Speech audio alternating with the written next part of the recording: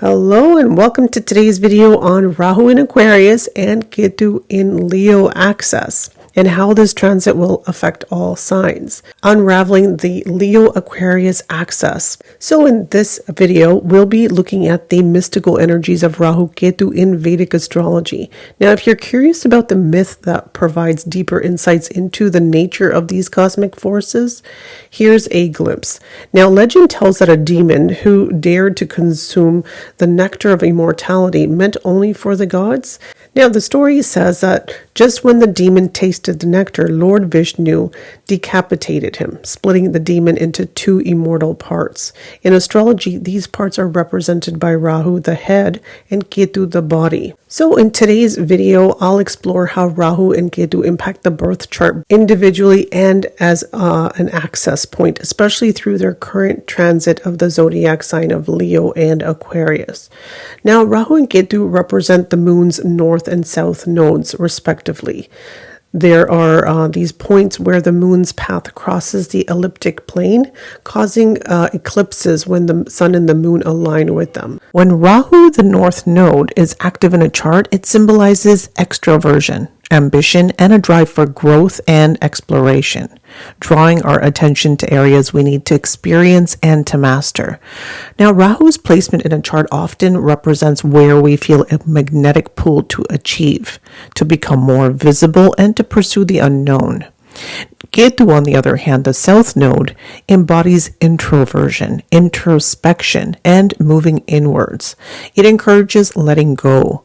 It also represents returning to the past and diving deep within. Now, often Ketu represents areas where we're already skilled, but we lack satisfaction or growth, creating a sense of familiarity, but also stagnation. This duality often pushes us to seek balance, learning not to abandon either aspect, but to harmonize with them.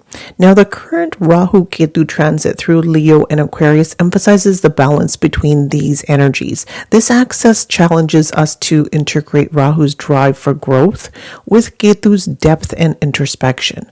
So by understanding both sides of this cosmic coin, we live in a more balanced and fulfilling life. So Ketu in Aquarius reveals the story of past life tendencies, where the native sought security by merging with groups, peers, and collective ideas. So this positioning often means that one's self-worth is heavily influenced by other people's opinions, creating a dependency that weakens individual confidence.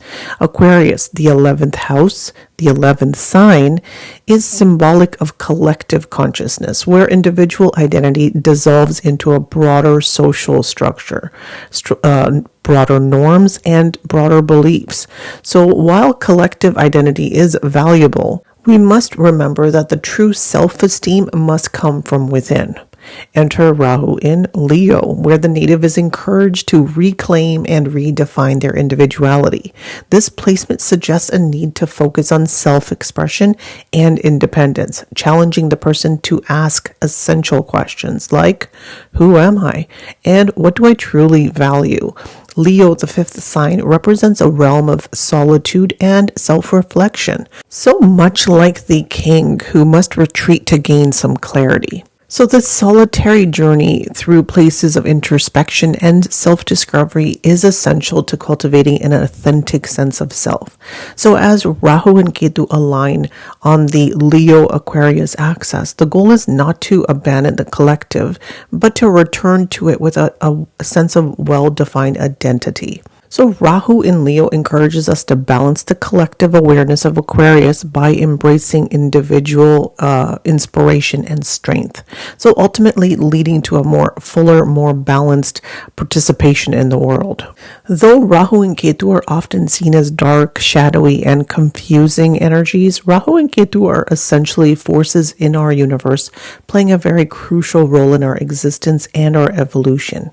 Their influence is profoundly linked to personal growth and balance, pushing us to develop in areas that may feel unfamiliar or challenging. Now, Ketu represents stability, a starting point where we are well grounded but limited in growth potential. It's the place we must release attachment to, as to no longer offer new learning. Now, Rahu, by contrast, symbolizes uncharted territories, a fragile jungle that's filled with opportunities for growth and self-discovery, which help us balance and expand beyond our comfort zone. So, for example, in the Leo-Aquarius axis, when Ketu is in Aquarius and Rahu is in Leo, the lesson is to release attachment to others' opinions and find one independent sense of self. Conversely, with Ketu in Leo and Rahu in Aquarius, we're encouraged to actually let go of perfectionism and to embrace our humanity, allowing us to connect with others in a more authentic way. And remember, balance is not something you find, it's something you create. So may the presence of Rahu and Ketu in your life serve as a tool to create that balance, helping you grow into a more complete and connected version of yourself. So now let's look at the impact of Rahu in Aquarius and Ketu in Leo, varying depending on your ascendant sign. So as they activate certain houses in your birth chart, let's break down each sign individually. Now for Aries ascendant, Rahu in Aquarius, which would be in your 11th house, and Ketu in Leo, which is your 5th house. So here your focus shifts to social networks, long-term goals, and financial gains. So opportunities arise to expand your connections and to build alliances, but do avoid losing your individuality in group dynamics. So stay true to yourself. Now with Leo in Ketu here in your 5th house, this challenges your expression in your creativity or even gaining satisfaction from romantic relationships. So here you have to let go of your ego-driven expectations in these areas to rediscover authentic joy and inspiration. Moving on to Taurus ascendant. Your Rahu is in your 10th house and Ketu in the 4th house. So Rahu here takes center stage as far as your career is concerned, with sudden opportunities for growth and for public recognition. However, balance is needed to avoid overworking or seeking validation solely through professional success. Now, Ketu here in your 4th house, this is emotional detachment from family and home life.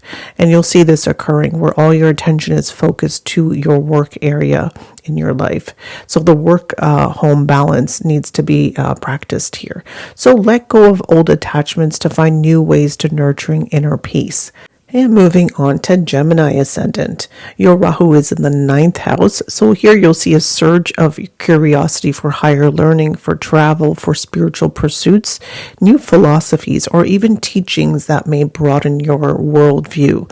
And Ketu being in your 3rd house, house of communication and sibling relationships. Here you may feel that things are feeling very stagnant or even uninspiring in your communication or even your relationship with your siblings, especially your younger siblings. So focus on refining your thoughts and also finding inner, deeper meaning in your connections with your siblings as well, and even your neighbors. And for Cancer ascendant, your Rahu is in the 8th house. This is the house of transformation, shared resources, occult knowledge.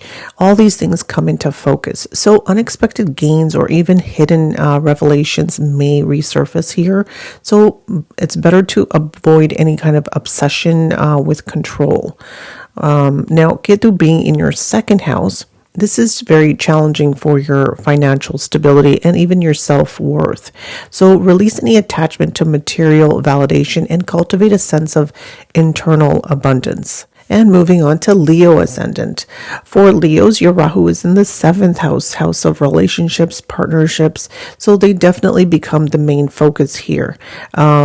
Now, this area is wanting growth, so new alliances or collaborations may emerge, but ensure that you align with your personal values as well. Now, with Ketu in your 1st house, this is the house of self. So self-doubt and or identity crisis may arise here. So let go of any outdated self-image issues that you have, or even focus on building your confidence through self-acceptance. Now moving on to Virgo ascendant.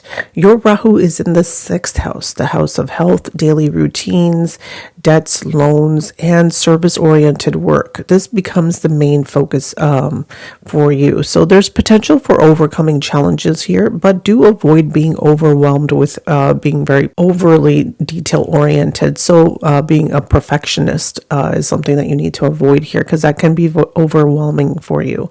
Now, with Ketu being in your 12th house, there's a sense of detachment from spiritual practices, or even solitude may occur. So let go of any guilt or expectations around retreating and focus on practical ways to find peace. And moving on to Libra ascendant, your Rahu is in the 5th house, the house of creativity, romance. So creative projects and romance and personal projects also take center stage. So take risks in self-expression, but do avoid being overly driven by recognition. And with Ketu in your 11th house, disillusionment with social groups or even long-term goals may arise. So let go of any superficial connections or focus on meaningful collaborations. For Scorpio ascendant, Rahu is in your 4th house, so changes in home life, property, and emotional security are definitely likely. So opportunities for relocation or redefining your sense of comfort may emerge. Now with Ketu in your 10th house, career detachment and dissatisfaction may occur in your career. Now release any outdated ambitions and focus on redefining success on your terms.